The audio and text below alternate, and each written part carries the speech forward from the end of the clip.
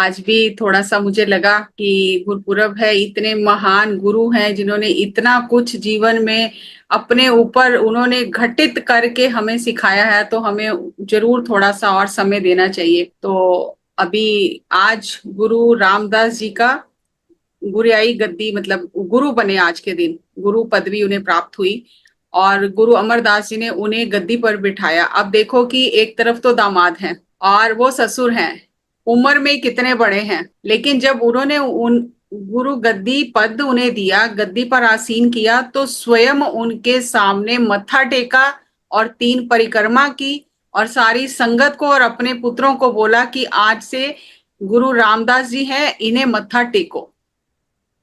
और फिर आगे मैं आपको इसके बारे में और बताऊंगी डिटेल में। तो यहाँ कोई उम्र का तगाजा नहीं है कि कोई बड़ा है कि कोई छोटा है। जिसे परमात्मा ने दिया उसके आगे झुकना ही है। हम ये नहीं कह सकते कि अरे ये इसके आगे तो नहीं हम झुकेंगे। अब जो पुत्र थे उनके, उन्होंने एक ने मना कर दिया कि मैं नहीं झुकूंगा, एक तो हमारी गद्दी ले ली इन्होंने, हमारा हक ले लिया, मैं क्यों झुकूं। तो यहाँ पर ये सब चीजें नहीं चलती हैं। जहां पे गुण है, गुणों के आगे झुकना ही पड़ता है। और मैं पूरी एक्सप्लेन तो नहीं करूंगी शब्द, मैं उसको आपको जिस्ट बता देती हूँ कि भट्ट ये कहते हैं कि हे गुरु अमरदास जी, एक जीव से हम आपकी उपमा कर ही नहीं सकते। कितनी उपमा करें, क्योंकि हमारी जीव ही एक है। और आपने गुरु रामदास जी को जो गुरुता गद्दी दी है, जो गद्दी पर विराजमान किया है, सारी सृष्टि का उद्धार करने के लिए आपने ये परोपकार किया है। और ऐसे ही नहीं किया कि बस मन में आया तो दे दिया। उन्होंने कहा सब विद मान्यो मन तब ही भयो प्रसन्न। हर तरह से परीक्षा लेके जब उनका मन प्रसन्न हुआ कि कोई कल को ये भी ना कहे कि इन्हें तो दे दिया, पक्षपात कर दिया।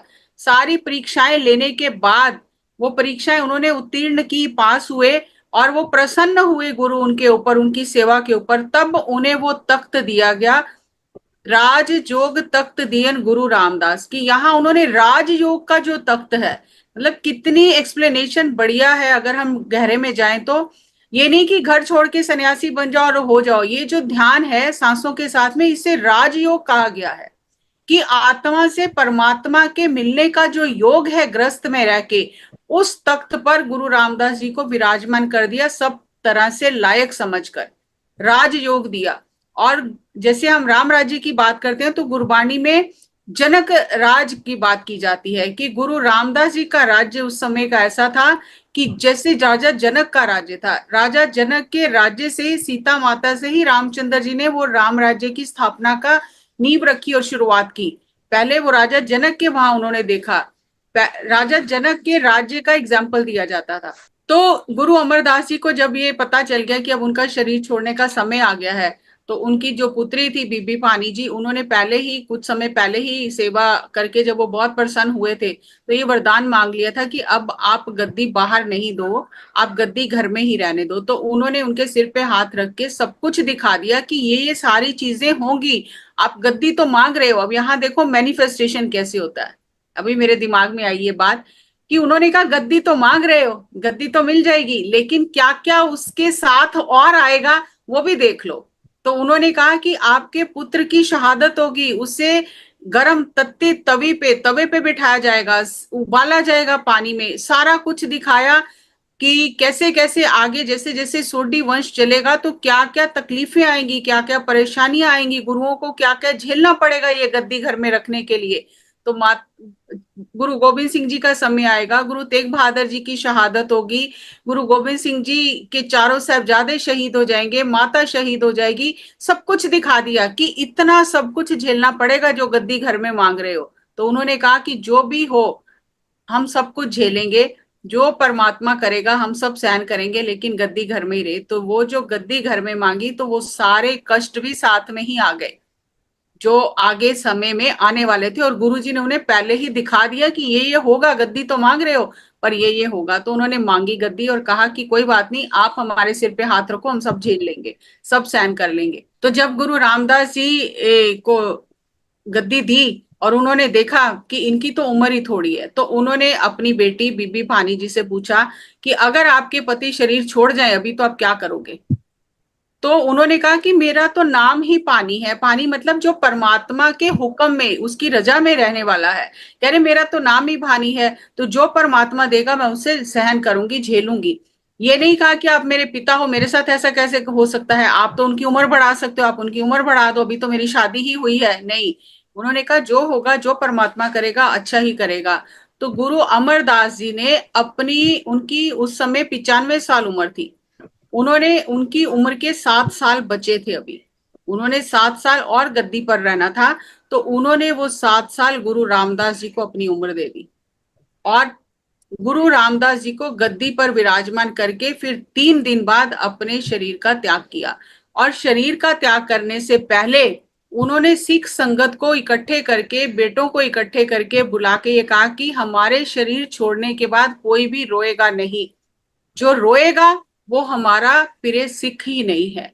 कथा कीर्तन करना और परमात्मा का हुक्म सत्य करके मानना, क्योंकि जो भी आता है इस संसार में, इस आत्मा को, आत्मा रूपी हंस को शरीर छोड़कर जाना ही है।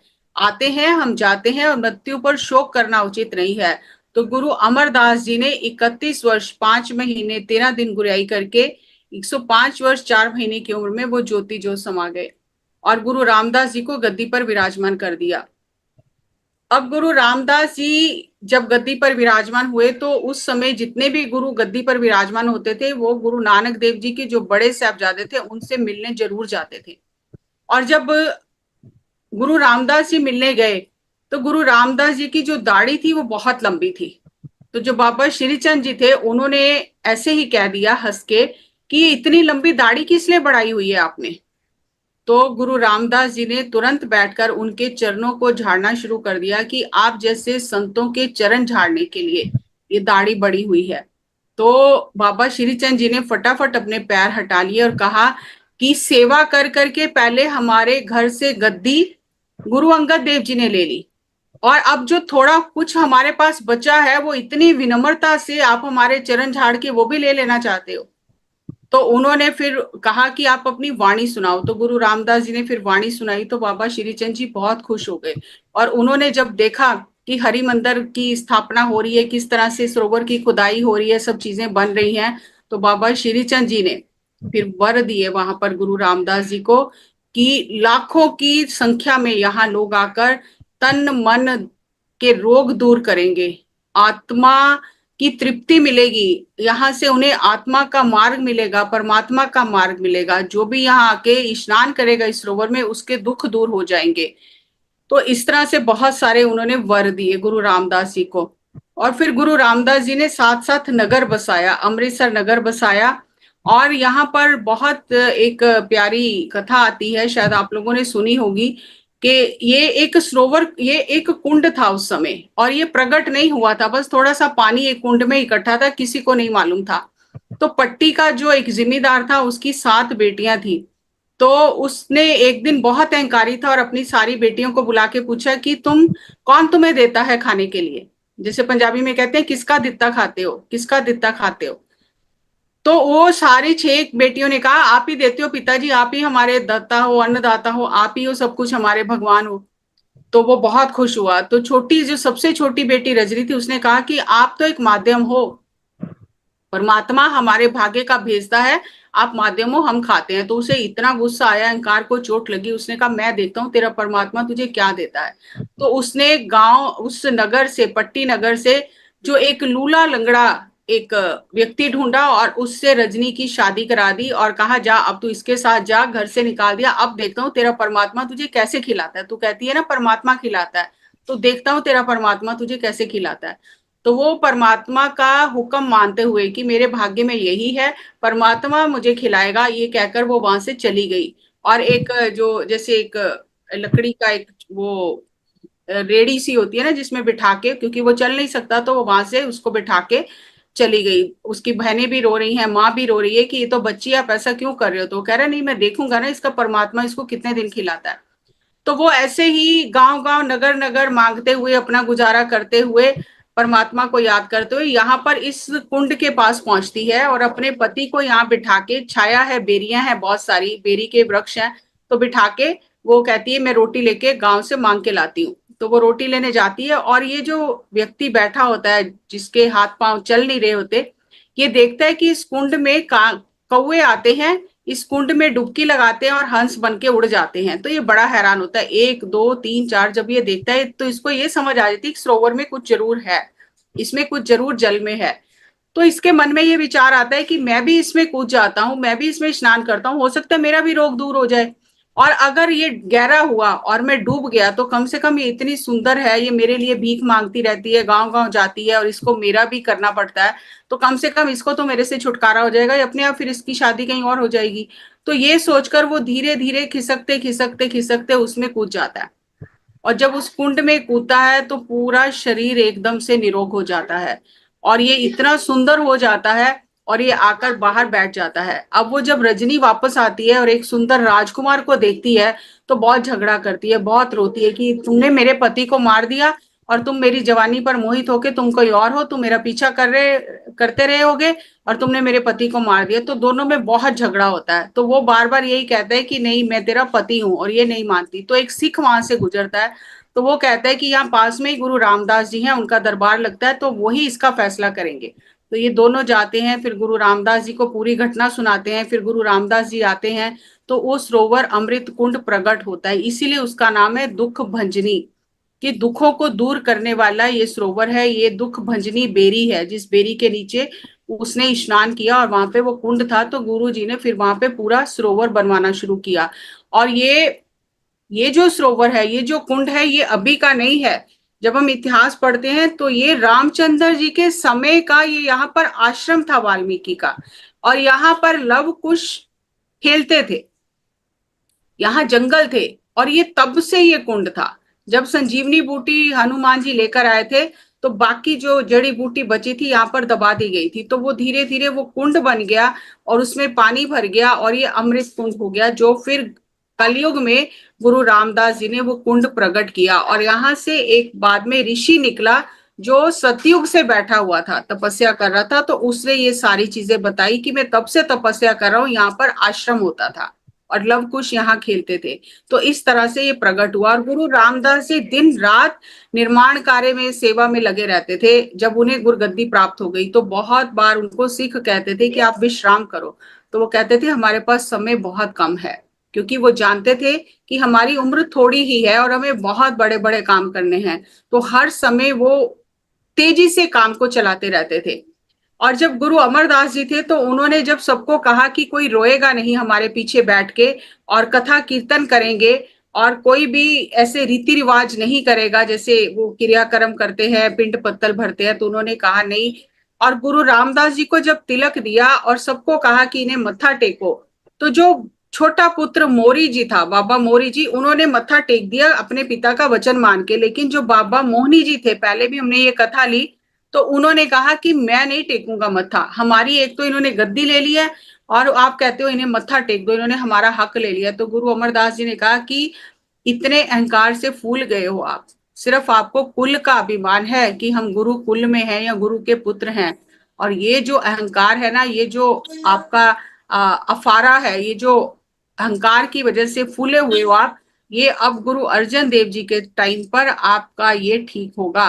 ये जो आपको हवा चढ़ी हुई है कहना चाहिए, ये आपकी गुरु अर्जन देव जी के टाइम पे, अब जब वो आएंगे आपके पास वाणी की पोथियां लेने, जब आप उन्हें पोथियां दोगे और उनके चरणों को स्पर्श करोगे, तब ये बीमारी आपके ठीक होगी। तो आप सोच के देखो कि कब गुरु अमरदास जी, और फिर गुरु रामदास जी, और फिर श्री गुरु अर्जन देव जी। श्री गुरु अर्जन देव जी भी जवानी के बाद जब उनमें ये विचार आया कि ग्रंथ बनाना है, फिर वो गए, तो कितने साल उन्होंने वो कष्ट भोगा, इतनी साधना भी करते रहे, समाधि स्थिति में भी रहते थे, लेकिन वो दर्द, वो जो तकलीफ थी, अफारा जो था, वो ठीक नहीं हुआ। जब गुरु अर्जन देव जी के चरण स्पर्श किए तब ठीक हुए। अब ये कहा जाता है कि किसी की संगत आपको जीवन मुक्त कर देती है और किसी की संगत आपको नरकों में ले जाती है। तो उस समय एक सिख थे, पाई पारो उनका नाम था, पाई पारो जुल्का।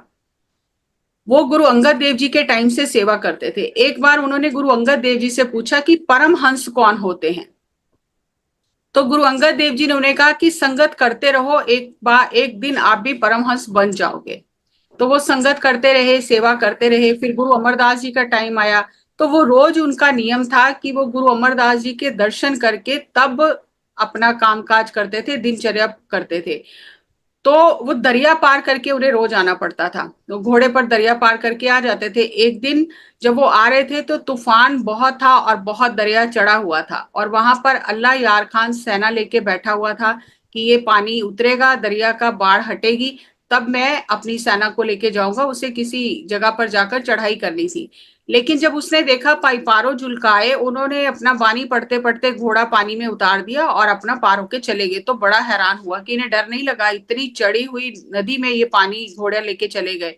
वो उसकी उनकी इंतजार करता रहा। जब वो वापिस आए पाइपारो जी, तो उसने पूछा कि आपने क्या किया, ये कैसे, आप, मैं तो कब से कितने दिनों से इंतजार कर रहा हूँ कि पानी उतरेगा तब जाऊंगा, और आप चढ़े पानी में चले गए और आप वापिस भी आ गए। तो उन्होंने कहा कि ये दरिया मेरा क्या बिगाड़ सकता है, मेरा गुरु तो भवसागर से पार कर देता है। तो उसने कहा ये कैसे होता है। तो उन्होंने कहा कि मेरे गुरु में इतनी सामर्थ्य है कि वो भवसागर से पार कर देता है, तो दरिया तो बहुत छोटी सी चीज है, मैं गुरु का नाम लेके जाता हूँ, दरिया पार करके चला जाता हूँ। तो उसने कहा मुझे भी अपने गुरु से मिलवा। तो फिर वो अपने बेटे को सेना की कमान सौंप के पाइपारो जी के साथ गुरु जी को मिलने गया, और जब देखा तो बहुत हैरान हुआ। तो ऐसे भी सिख हैं जो गुरु का नाम लेके कैसे भी मुसीबतें हों, मुश्किलें हों, वो गुरु का नाम लेके पार चले जाते हैं, उन्हें डर ही नहीं लगता। तो फिर उसने भी जाकर गुरु जी को कहा कि मुझे भी ऐसा ही बनाओ। तो फिर उस पर गुरु जी ने कृपा की और उसे प्रचारक बनाया, और वो सिख बना गुरु जी का। तो फिर गुरु अंगद देव जी का वचन गुरु अमरदास जी ने पाई पारो को याद कराया कि आपने गुरु अंगद देव जी से पूछा था कि परमहंस कौन होते हैं। तो गुरु अंगद देव जी ने कहा संगत करते रहो, आप परमहंस बन जाओगे। आज आप संगत साधना कर करके परमहंस बन चुके हो, और इस अल्लाह यार ने आपकी संगत की और ये भी हंस बन गया। तो परमहंस वो होता है जो दूसरों को भी हंस बना देता है। तो वो पदवी जो गुरु अंगद देव जी ने दी थी, वो साधना करते करते गुरु अमरदास जी के समय पे पूरी हुई, और गुरु अमरदास जी ने फिर वर दिया कि जो भी आपकी संगत करेगा वो भी भवसागर से पार हो जाएगा। तो संगत का इतना असर होता है कि अगर हमें किसी ऐसे पुरुष की संगत मिल जाए तो हमारा पार उतारा हो जाता है, और अगर कोई ऐसा व्यक्ति हमारा संगी बन जाए जो हमें नरकों में भी ले जा सकता है। तो उस समय बीरबल का बहुत नाम आता है कि अकबर के दरबार में बीरबल था, और ये जोधाबाई जो रानी थी अकबर की बेगम, उसके साथ आया था। तो उसकी बुद्धिमत्ता से भी अकबर बहुत प्रभावित था, और उसने उसको बहुत सारे अधिकार दिए थे और दरबार में रखा था। तो उस समय जो लागी होते हैं, जब शादियां होती हैं, बेटी की शादी होती है, तो जो लाग लेने आते हैं, जैसे आजकल हिजड़े आते हैं, तो जो लाग लेने आते हैं, तो वो अकबर ने बीरबल को ये इजाजत दी हुई थी कि तुम शादियों के लाग तुम उठा सकते हो। तो वो जाता था और अपना, उसकी कमाई हो जाती थी, वो किसी की बेटी की शादी होती थी, वो लाग लेके आ जाता था।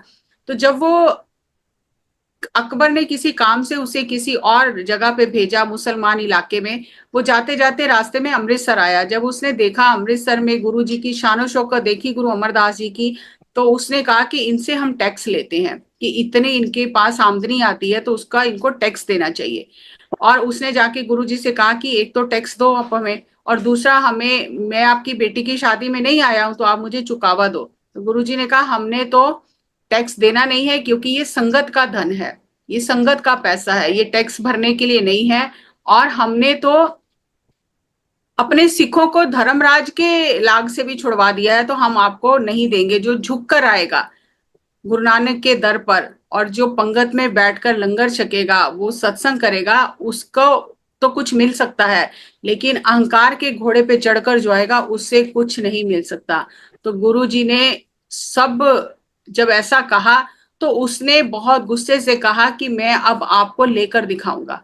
तो गुरु जी ने कहा ठीक है, तुम जोर लगा लो अपना, और फिर जहां अकबर ने उसे भेजा था वहां गया, तो वहीं उन मुसलमानों के झगड़े में उसकी मृत्यु हो गई। वो वापस ही नहीं गया फिर।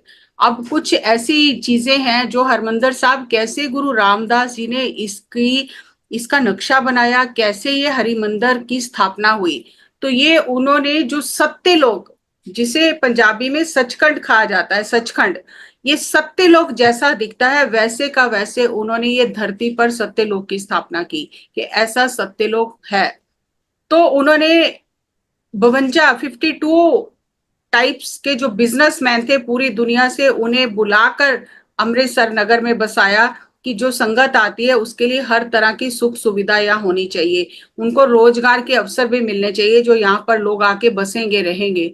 और अद्भुत वास्तुकला, इसका नाम गुरुद्वारा नहीं है, हरि मंदिर है। हरि जो कण कण में रमा हुआ है, जो सदा प्रफुल्लित है, जो सदा हरा भरा है, उस हरि का ये मंदिर है। इसको हम गुरुद्वारा नहीं कहते, इसे हरि मंदिर कहा जाता है।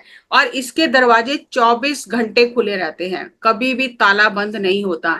और ये धरती तल से नीचे है, जैसे एक धरती का लेवल होता है उस लेवल पे चीजें बनाई जाती हैं। सभी मंदिर सीढ़ियां चढ़कर जाते हैं, जितने भी मंदिर दुनिया में बने हैं उस हर एक मंदिर में सीढ़ियां चढ़ के जाते हैं, या वो धरती के तल पर होता है। लेकिन गुरु रामदास जी ने इसे धरती के तल से नीचे बनाया कि आपको झुक कर जाना है।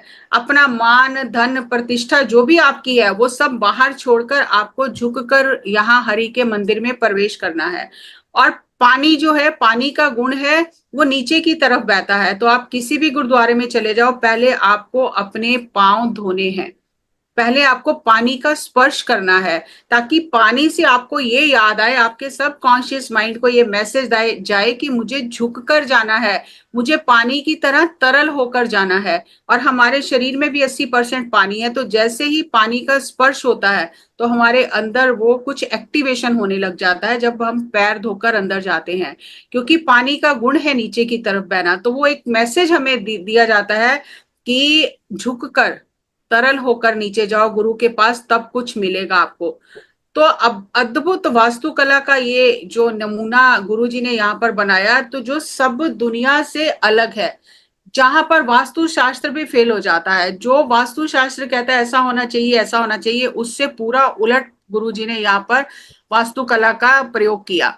अब ये जो गुंबद आप देख रहे हो जो हरिमंदिर के जहाँ पे एरो बना है, ये 19 गुंबद हैं चारों तरफ, 19 गुंबद हैं। और जिन्होंने खोज की है उन्होंने ये खोज की है कि जैसे ये 19 गुंबद हैं, ऐसी श्री गुरु ग्रंथ साहिब जी के एक अंग में 19 पंक्तियां हैं।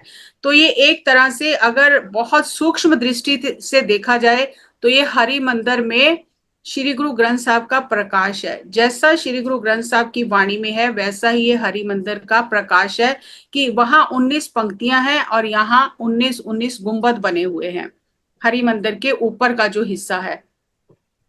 और अकाल तखत का निर्माण कराया गुरु हरगोबिंद जी ने, जो छठे गुरु थे। और उन्होंने ये तखत इतना ऊंचा बनवाया कि दिल्ली के जो औरंगजेब का या उस समय जहांगीर का तख्त था उससे भी ये 2.5 फुट ऊंचा बनाया, कि ये अकाल का तखत है। ये दुनिया के तखत तो सब खत्म हो जाएंगे, अकाल जो काल से रहित है ये उस अकाल का तख्त है। जो दुनिया के तख्त खत्म हो जाएंगे लेकिन ये तख्त कभी खत्म नहीं होगा। और अकाल तख्त की जो इमारत है वो थोड़ी सी टेढ़ी बनाई गई, कि हरि मंदिर से आप देखोगे तो आपको अकाल तख्त नजर नहीं आएगा, लेकिन जब अकाल तख्त से देखोगे तो हरि मंदिर नजर आएगा। तो ये उन्होंने एक संदेश दिया सिखों को, सभी को, कि राजनीति जो है, अकाल तख्त में राजनीतिक फैसले भी किए जाते हैं, तो राजनीति धर्म के अधीन होनी चाहिए, धर्म से प्रेरणा लेनी चाहिए राजनीति को, लेकिन धर्म राजनीति से प्रभावित नहीं होना चाहिए, धर्म स्वतंत्र होना चाहिए, मुक्त होना चाहिए। और जब हम मत्था टेकते हैं अकाल तख्त में तो आगे पीछे थोड़ा सा फर्क होने की वजह से, टेढ़ा होने की वजह से हमारी पीठ हरि मंदिर की तरफ नहीं होती है। तो कितनी दूर दृष्टि से गुरुओं ने इन चीजों का निर्माण किया है। और जितने भी मंदिर या घर भी बनाए जाते हैं तो इस तरह से बनाए जाते हैं कि पूर्व की दिशा में दरवाजा रखा जाता है, कि जिधर से सूरज चढ़ता है। तो गुरु जी ने ये जो दरवाजा जो है वो पीछे की तरफ, अभी ये जो हरि मंदिर में जो सूर्य निकलता है वो पश्चिम की तरफ से, मतलब उल्टी दिशा से दरवाजा रखा गया, ये पूर्व की तरफ नहीं रखा गया, पश्चिम की तरफ रखा गया, कि सिख को, जो भी साधक है, उसे सबसे पहले परमात्मा से जुड़ के वाणी का प्रकाश मिले, उसके भीतर पहले ध्यान का दिया जले और फिर सूर्य की किरणें उसके अंदर प्रवेश करें। तो इस तरह से जो निशान साहब है जो लगाया जाता है, निशान साहब सभी गुरुद्वारों में निशान साहब आगे लगाया जाता है, लेकिन इसमें निशान साहब उन्होंने पीछे की तरफ लगाया, कि जैसे एक वो होता है, पहले भी मैंने ये पिक्चर दिखाई थी, अभी पता नहीं क्यों मिस हो गई वो, कि जहाज जो होता है, उसमें पीछे की तरफ लगाया जाता है निशान जहाज में। तो इसी तरह गुरुजी ने इसे एक जहाज की शेप दी है हरि मंदिर को, और इसमें उन्होंने जो निशान साहब है वो भी पीछे की तरफ लगाया है जैसे जहाज में होता है। तो इतनी अद्भुत ये जो चित्रकला, ये जो वास्तु का जो अद्भुत गुरुओं ने निर्माण किया है इसमें वास्तु लगाकर, तो बहुत ही हैरानी की बात है। तो गुरु रामदास जी ने और गुरु अर्जन देव जी ने फिर इसे संपूर्ण किया, और फिर गुरु ग्रंथ साहब जी का प्रकाश हुआ, ग्रंथ तैयार हुआ और इसके अंदर प्रकाश हुआ। तो इतना अद्भुत गुरुओं ने हमें दिया है ज्ञान, और ज्ञान और ध्यान करने के लिए ऐसा अद्भुत केंद्र दिया है, हरि मंदिर दिया है, जो जिसे केंद्र कहा जाता है। जैसे हमारे हृदय का, हमारे शरीर का केंद्र हमारी आत्मा है, आत्मा को सूर्य कहा जाता है, तो वो हमारा केंद्र है। इसी तरह से ये एक बाहर एक केंद्र दिया हमें कि जहां हम बैठकर इकट्ठे होकर ध्यान कर सकते हैं, अपनी आत्मा से जुड़ सकते हैं, परमात्मा से जुड़ सकते हैं। तो गुरु रामदास जी के ये गुरु गुरुगद्दी दिवस की आज शताब्दी है। तो मुझे लगा कि ये अद्भुत जो रचना है, ये इसमें क्या अद्भुत है वो आप सबके साथ हमें साझा करना चाहिए। और जो सरोवर हमें चौरस दिखता है वो चौरस नहीं है। आज हम वास्तु को लेकर इतना चलते हैं कि अरे वास्तु दोष है, वास्तु ठीक नहीं है, वास्तु ठीक नहीं है। तो गुरुओं ने तो कितने सदियों पहले हमें ये मैसेज दे दिया कि यहां से ठीक हो जाओ, स्वयं को ठीक कर लो, सारे वास्तु ठीक हो जाएंगे। हम वास्तु को आगे रखते हैं। गुरुओं ने कहा कि आप ध्यान को, साधना को आगे रखो, साधना करोगे तो सारे वास्तु ठीक हो जाएंगे। और आज भी जो सच्चे संत हैं वो साधना को ही सर्वोपरि मानते हैं। ये वास्तु तो बाद में, ये बहुत छोटे सा विज्ञान है, लेकिन जो साधना करके इन सब चीजों से ऊपर उठ जाते हैं तो वास्तु उनके अधीन हो जाते हैं। तो इसलिए ये हमारे भ्रम तोड़ने के लिए गुरुओं ने इस तरह से हमें समझाया, इस तरह से निर्माण किया कि आप सत्य के साथ जुड़ो तो सब कुछ ठीक हो जाएगा। अगर सत्य के साथ नहीं जुड़े हो तो जितने भी वास्तु ठीक कर लो कुछ भी ठीक नहीं होगा। सत्य के साथ जुड़ने से ही सब कुछ ठीक होगा। तो ये गुरुओं का ज्ञान हमारे भीतर बसे और हम इस पर चलें और हमारे भ्रम दूर हो गुरुओं की वाणी सुन सुन के, ताकि हम भी मुक्त होकर जीवन जी सकें। डर डर के, इससे डरना, वास्तु से डरना, किसी और से डरना, किसी संत से डरना, किसी पीर से डरना, ये डर उन्होंने निकाल दिया हमारा कि वो सर्वोपरि है शक्ति। जब उसके अधीन रहोगे तो कोई डर नहीं है। तो जो मुझे समझ में आया मैंने आपके साथ साझा किया। आप सबका बहुत बहुत धन्यवाद। मुझे लगा कि 2 दिन हमें गुरुपुरब मनाना चाहिए तो हमने मनाया। फिर आगे कोई और गुरुपुरब आएगा तो फिर गुरुओं का ज्ञान आपके साथ साझा करूंगी। तब तक धन्यवाद जी मुझे मौका देने के लिए। Thank you.